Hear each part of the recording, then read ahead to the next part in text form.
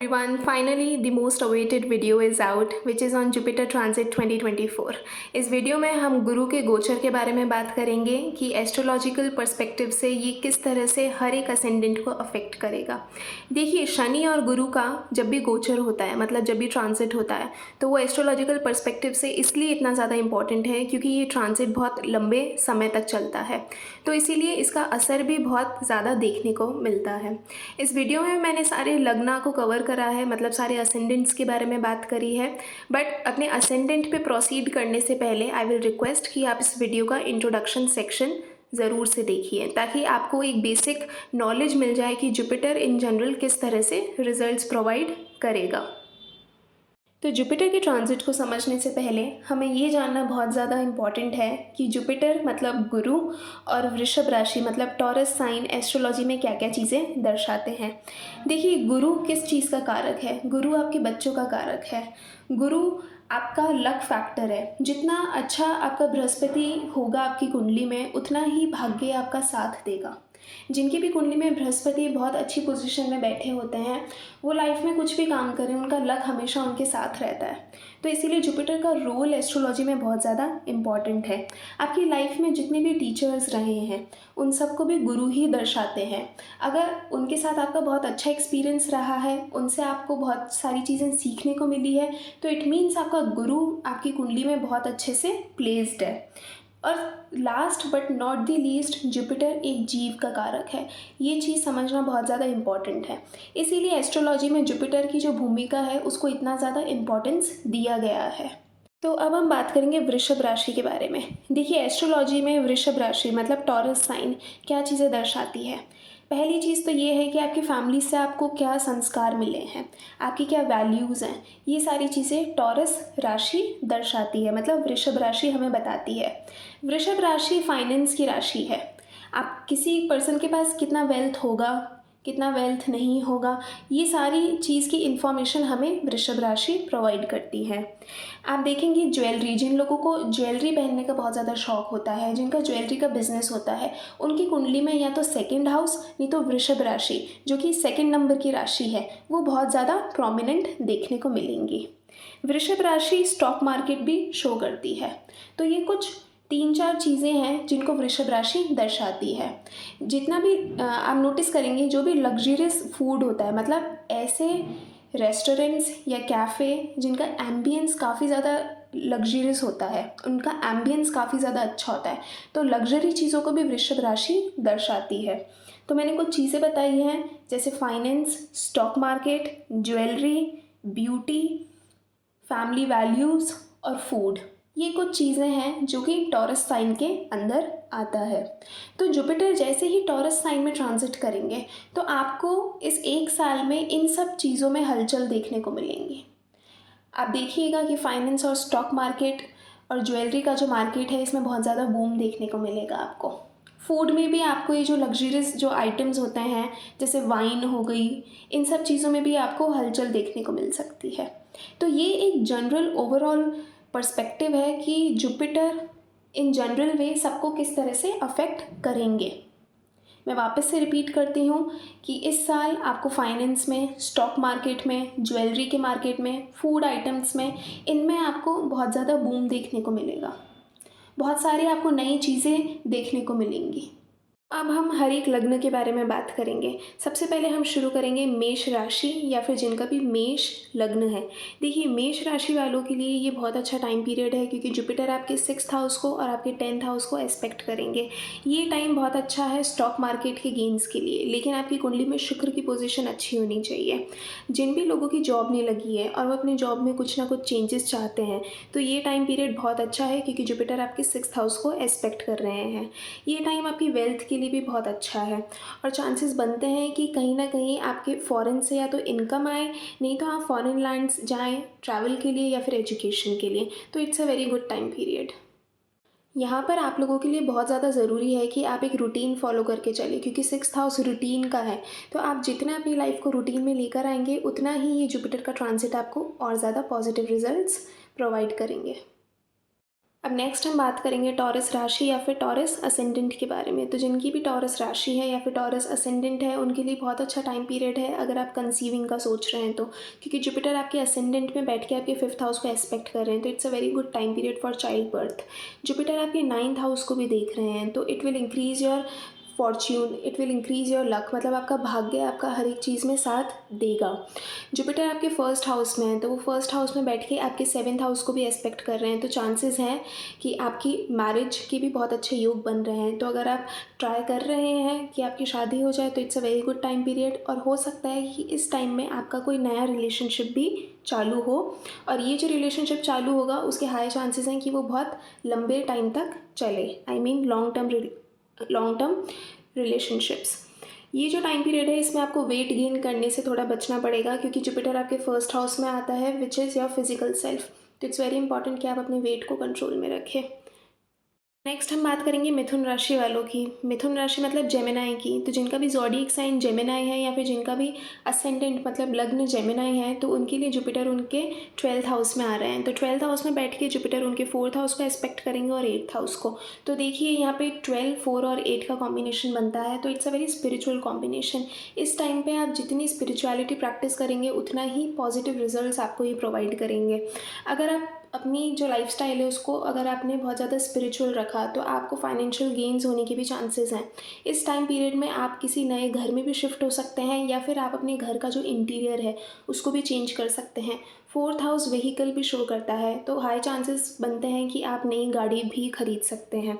तो इसीलिए आप लोगों के लिए बहुत ज़्यादा इंपॉर्टेंट है कि आप स्पिरिचुअलिटी प्रैक्टिस करें, and it's a very good time period अगर आप लोग एस्ट्रोलॉजी भी सीखना चाहते हैं तो अब हम बात करेंगे कैंसर साइन के बारे में। तो जिनका भी ज़ोडिएक साइन कैंसर है या फिर जिनका भी असेंडेंट कैंसर है, मतलब कर्क राशि का है, तो इनके लिए काफ़ी अच्छा टाइम पीरियड है, क्योंकि जुपिटर इनके 11th हाउस में आ रहे हैं, और जो 11th हाउस है वो आपके फ्रेंड सर्कल और आपके सोशल सर्कल को दर्शाता है। तो इसीलिए चांसेस बनते हैं कि आपको अपने फ्रेंड सर्कल या फिर सोशल सर्कल से बहुत ज़्यादा गेन्स हो। लेकिन इसमें एक कंडीशन है कि आपको आपकी कुंडली में शुक्र की स्थिति को देखना काफ़ी ज़्यादा इंपॉर्टेंट है। जुपिटर 11th हाउस में बैठ के आपके 3rd हाउस को एक्सपेक्ट करेंगे। 3rd हाउस आपके शॉर्ट ट्रैवल का होता है, तो चांसेस बनते हैं अगले 1 साल आप काफ़ी ज़्यादा शॉर्ट ट्रैवलिंग में फोकस करें, या फिर आपका खुद का भी मन करेगा कि हाँ मुझे थोड़ा बहुत ट्रैवल करना चाहिए। 3rd हाउस में जब भी जुपिटर आता है या फिर 3rd हाउस को जब भी एस्पेक्ट करते हैं, तो लोग बहुत ज़्यादा लेज़ी हो जाते हैं, तो इसलिए इनको प्रोक्रेस्टिनेशन से बचना चाहिए। तो it's a very good time period. अगर आप यहाँ इस टाइम पीरियड में शादी का सोच रहे हैं, तो भी ये समय काफ़ी अच्छा है, क्योंकि जुपिटर 11th हाउस में बैठ के आपके 7th हाउस को एस्पेक्ट कर रहे हैं। तो लियो राशि वालों के लिए या फिर जिनका भी असेंडेंट लियो है, मतलब सिंह राशि है, उनके लिए काफ़ी ही ज़्यादा डिफरेंट पोजीशन है, क्योंकि यहाँ पे डायरेक्टली आपका 10th हाउस, आपका 2nd हाउस और आपका 6th हाउस अफेक्ट हो रहा है। देखिए जुपिटर आपकी 10th हाउस में, तो 10th house is about career and profession. तो ये इस 1 साल में आपको किसी भी चीज़ पे ध्यान नहीं देना है। अगर आप शादी का सोच रहे हैं या फिर अगर आप रिलेशनशिप में बहुत ज़्यादा इन्वॉल्व है, तो आपको थोड़ा सा अपने करियर पे भी ज़्यादा ध्यान देना चाहिए, क्योंकि ये 1 साल Jupiter is telling you to focus on your career and your routine. क्योंकि ये 1 साल, ये जो पोजीशन है, क्योंकि जुपिटर 10th हाउस में है, तो अगर इस 1 साल में अगर आपने मेहनत करी, तो इस 1 साल के कंप्लीट होने के बाद you will see a lot of gains. तो इट्स वेरी इंपॉर्टेंट कि आप इस 1 साल को अपने प्रोफेशन में एकदम जी जान से इस पूरे 1 साल को इन्वेस्ट कर दीजिए।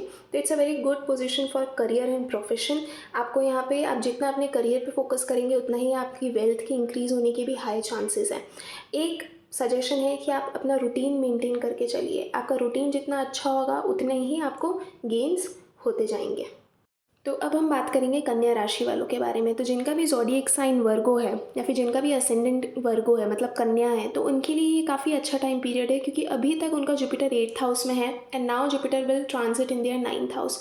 तो it's a very good time period, क्योंकि अब आप देखेंगे आपका भाग्य आपका साथ देने लग जाएगा, and it's a very good time period for spirituality. 9th house को हम धर्म से जोड़ के देखते हैं, मतलब स्पिरिचुअलिटी से जोड़ के देखते हैं।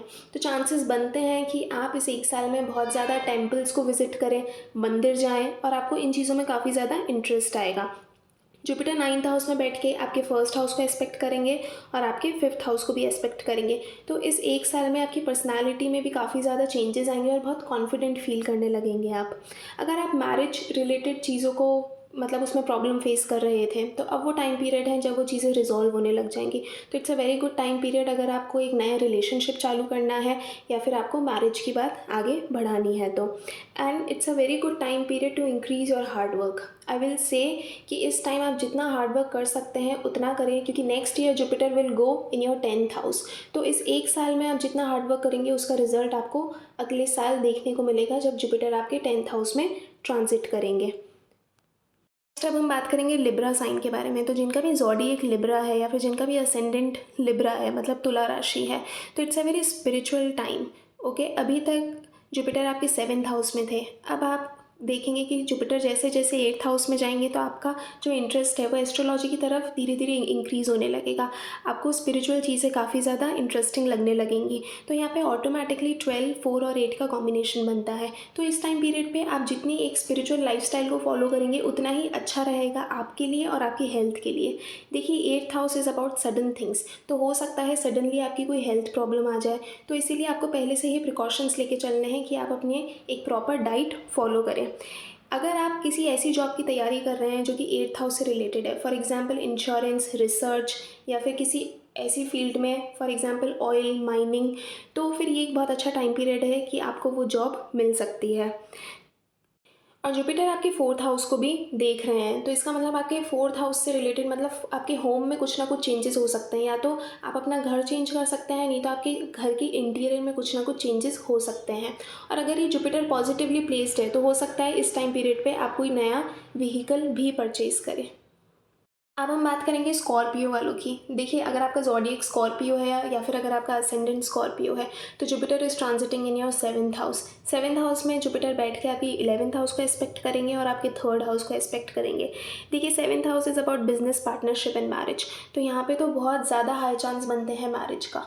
तो मैरिज चांसेस हैं कि इस साल जितने भी स्कॉर्पियो असेंडेंट वाले हैं या जिनका भी मून साइन स्कॉर्पियो है, उनकी शादी होने के काफ़ी ज़्यादा चांसेस हैं।